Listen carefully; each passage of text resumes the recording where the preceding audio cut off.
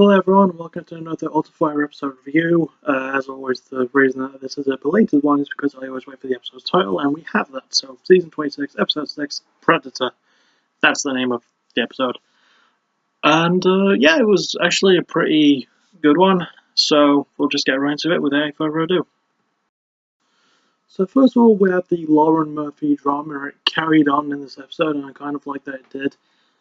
And she doesn't buy into she's on Team Alvarez. She didn't buy into Eddie's thing that overtraining is a myth, even though it is. I think it is. I say that like I'm a professional fighter. I know I'm just a fat dude with bad hygiene who makes really crappy quality videos on YouTube about the things he likes. But you know, what do I know?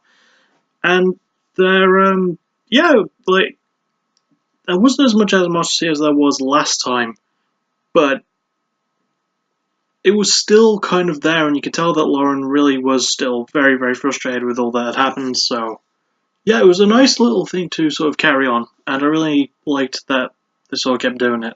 Maybe it'll continue for more episodes, we don't know. There's really not much else to talk about besides the fight itself, but I do want to bring up like a couple of interesting factors about the fight first, and also a really funny moment involving Rachel Ostovich-Burdon in the house when she had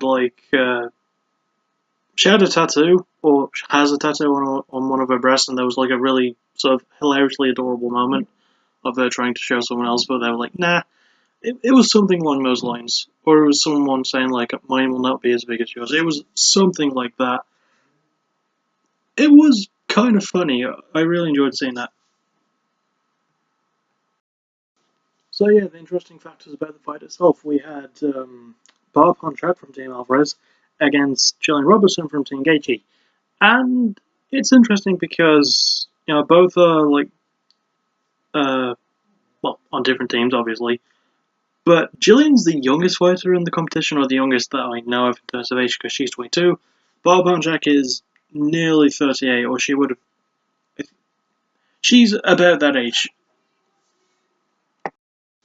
So yeah, it's an interesting dynamic having the oldest fighter in the competition competing against the youngest fighter that I know of so far in the competition.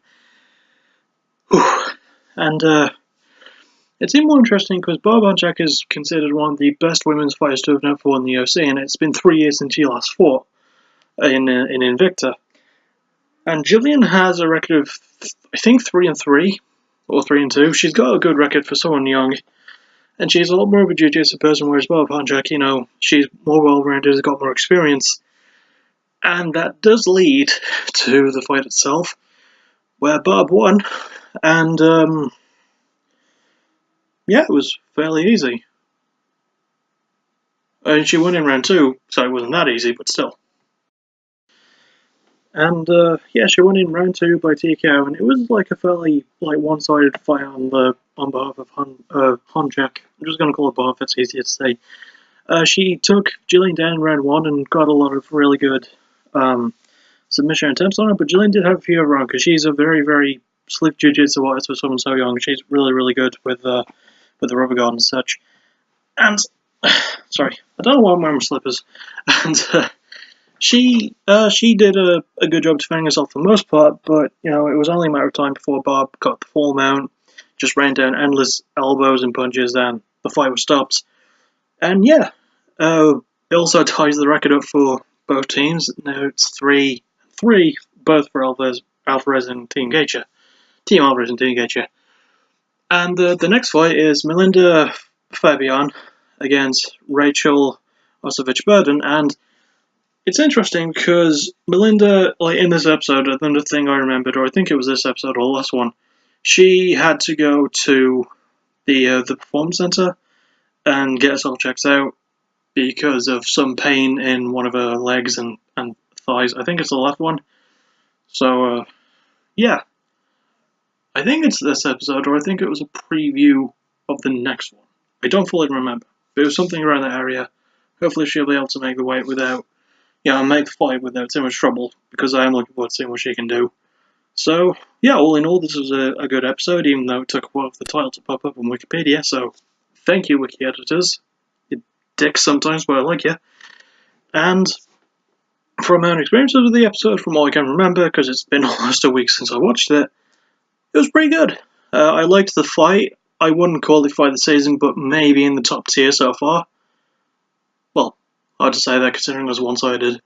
It was a better one-sided fight, if that makes any sense. So, yeah, I'll see you next time for the next Fire episode review, because I'm definitely not going to get the next episode of One Concept up by then. I really should change my method of doing that, but then again, I'm not taking it as seriously as I do with my UFC reviews, or my TUF reviews, or backtracking.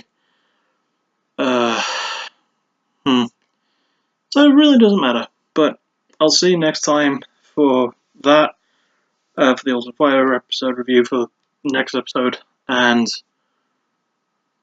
yeah, I really can't think of much else to say, other than my now signature sign-off, which I really like saying, so I'm going to say it. Thank you for listening, you're awesome, bye bye!